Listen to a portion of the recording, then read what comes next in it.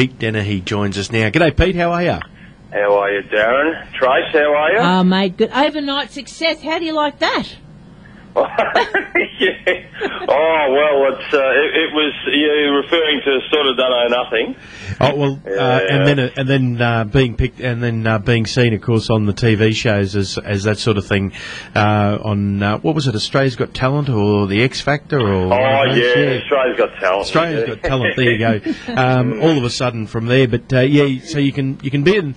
You can be all about plying your trade for 20-odd years, and then all of a sudden one thing can do it from there. But you refer to the single. It did some. It was a talking point right around town for anyone who had a teenage kid, wasn't it? Yes, it's amazing how many. I'd love $1 for every time someone's come up and said that song's about my son or my grandson or my brother or my nephew or whatever. So it's been an interesting journey, that song, because you never know how songs are going to go, and then the clip was on YouTube, and it got a lot of hits on YouTube. On my channel alone, it's had well over 700,000, and a few people, other people, uploaded it on their channel. So I think all up, it's not short of 1.5 million hits. Wacko, that's a big thing. So, and what has that done for Pete Denahy? Very little, Darren. It's really it spread the song out there. A lot of people know the song.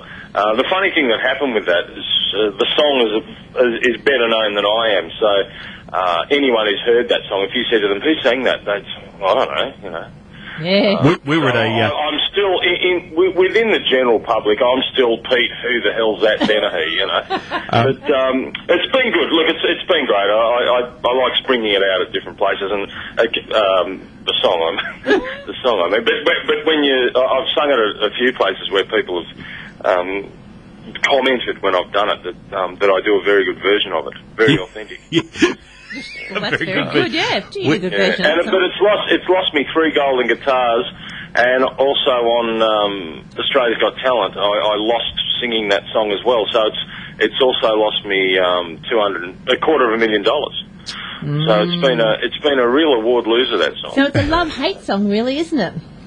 Yeah, look, I enjoyed doing it, and it didn't take long to write, of course. There's no singing in it, there's no rhyming in it, and it's basically an idea, the song. But I'm glad I wrote it. I think it's still got legs. That sort of thing will just go on and on and on. So it's probably not going to date, hopefully. Well, I'll tell you something that has got legs, and it's a bit of a surprise probably for yourself. We do get a lot of requests for one of your songs, The Ringing of the Steel. Oh, okay, that's nice to know. Yeah, we do. Yeah, well, I think, I've always had a very soft spot for that song for various reasons. I guess one is the subject matter and the people that inspired me to write the song. But I guess outside comedy stuff, which I love doing, comedy's just something I enjoy so much to do in the right environment. But my favourite type of music to listen to and play is bluegrass and old-timey, and that song has that feel. There is a little a quiet drum on that one, but whereas bluegrass music doesn't have drums. But I love the way that song came together. I had some good players on it, and Martin Louis played banjo on it, and he's got a real Scruggs sound, and I had Sam LeMan from Melbourne playing guitar on it. He's a great picker. So yeah, I guess when you got players on it that whose playing you really enjoy, it's means a lot more to you. Then they really bring something to the song. Yeah, we featured it one night with just in part of our playlist, and one of our avid listeners, Peter, who is a what do they call him, blacksmith by trade, and of course the Caboolture Historical Village, where they reenact a lot of that sort of stuff. It resonated with all of the guys down there so well. Yeah. Well, it's funny. Yeah, I've had a lot of I've had quite a few farriers and blacksmiths comment on the song, and relations of, people say, oh, my grandfather was a blacksmith, or my father's a farrier, and he loves that song. So it's nice to know that it's touching a chord out there. And actually, for a long time, I've opened my show with that song. Oh, there you go. And people like it. So I opened the show with that, and then sort of move into comedy stuff a bit later on. But it's always been a nice icebreaker, that one, because it's not. And a lot of the places I play are not necessarily strictly country venues or anything like that. It might be at a folk festival or just a gig where there are people there just to be entertained for the night. They're not necessarily fans of any one genre of music, but that one seems to be a fairly good icebreaker because it's a story and that they can sort of at least try to understand if they haven't got any blacksmiths or farriers in their family or friends. But yeah, it seems to work well, that song, and I enjoy singing it. Well, the new single out, The Wind Blows Cold on the Mountain. That's a mouthful. Cold everywhere at the moment. It is. It's blowing cold. What's what inspired the title and the song?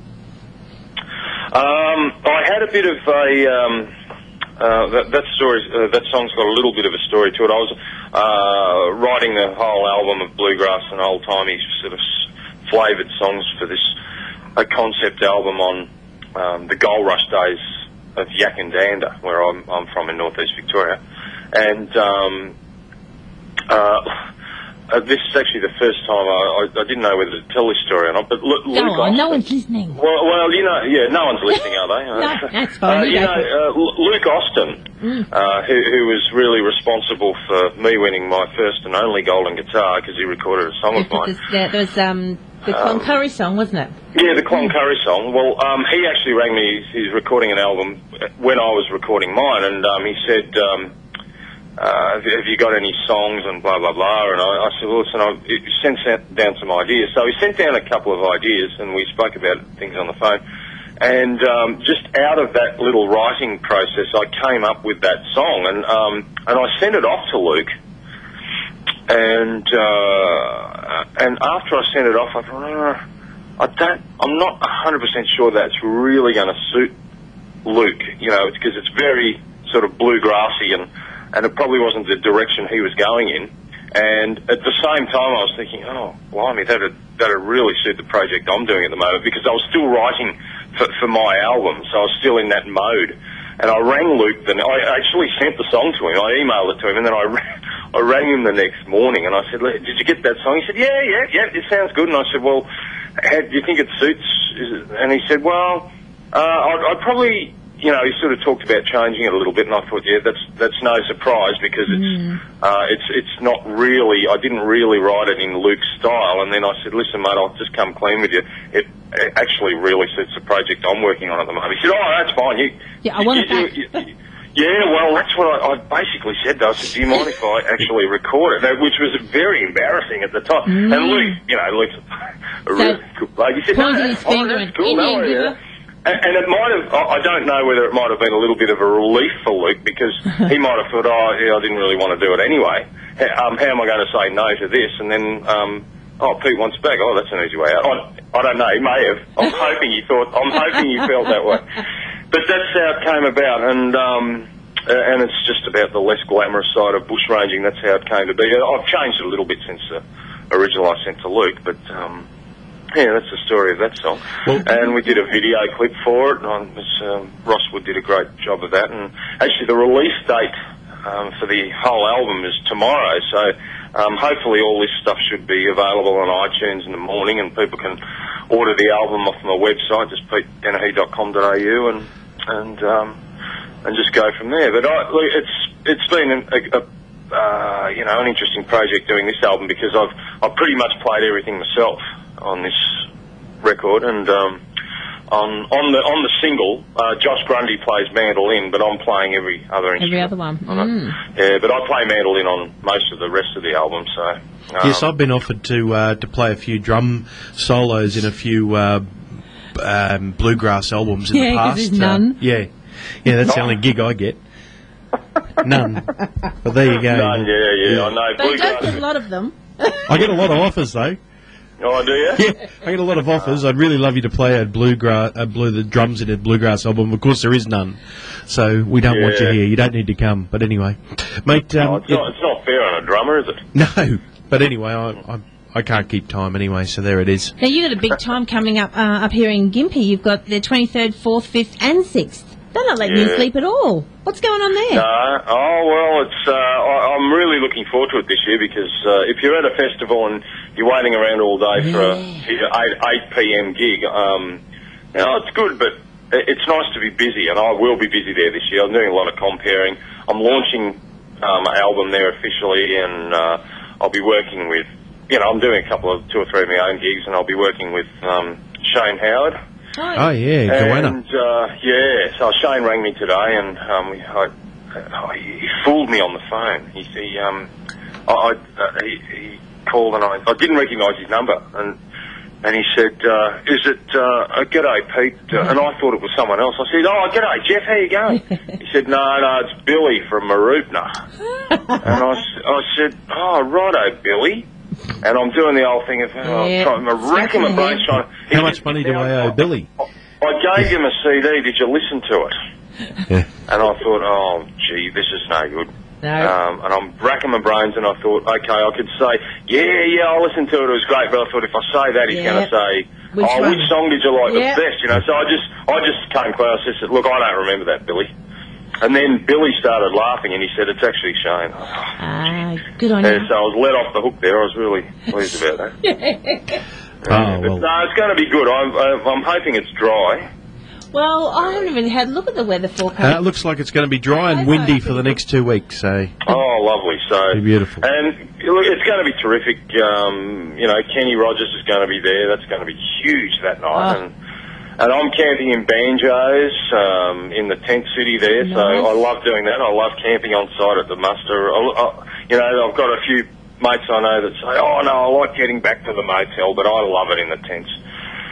You really just get the feel. You're right in the atmosphere of the festival, and it's an iconic Australian festival now. So I'd love to say I love doing that too, but no, I'm back in the hotel. Oh, you're back in the hotel. Fair enough. I've got family and friends out there that they take their tents every year from the very first one, way back at when it was called the Webb Brothers. They go every year and they take their tents and they love it. But yeah, I'm not very much on the camping. Yeah, well, actually, to be honest, I mean, I love the motel rooms too, but what turns me off is driving in and out. Yeah, I'm with you. And, I'm with you. I'll sleep in the back of the car. Yeah. And look, the little bunk, we get 2 little bunks in the tent, and I just take my sleeping bag and a pillow up, and I'm as warm as toast. Oh yeah, the setup. There's a little 12-volt light in there, and I can do a bit of reading, and what I like about it too is you can sit up and pick with other people. That's something I love doing at a festival. Especially, you find a few bluegrass musos up there, and you sit out and pick a few songs. That's a little sideshow. Well, there's the invitations just coming out. There's a jam session at Denahy's tent. Oh, yeah. I don't know what number I am. I'm the one with the grey roof and the zipper door. Yeah. Beautiful. Mate, it's been an absolute pleasure to catch up with you tonight. We're going to have to wrap it up there. We could talk for another half an hour about what's going on, so we won't make it so long between drinks next time. All right, now listen, just Tracy or one of you, send me a message on Facebook with an address. I'll send you the CD. We're on. Beautiful. Tracy will do that because I don't have. I forget to go on Facebook. I haven't been on since I don't know. I think Australia was still the best #1 cricket team. I think the last time I was on Facebook. Right. Yeah. Well, I think we might have won the cup or something. Something like that. Well before timeline. Yes, it would be an absolute pleasure if you'd introduce your single to our listeners right now, Pete. Okay, good. All right, folks. I hope you enjoy this one. The new single off my album, Wishbone Road, and this is about the less glamorous side of bushranging. It's called The Wind Blows Cold on the Mouth.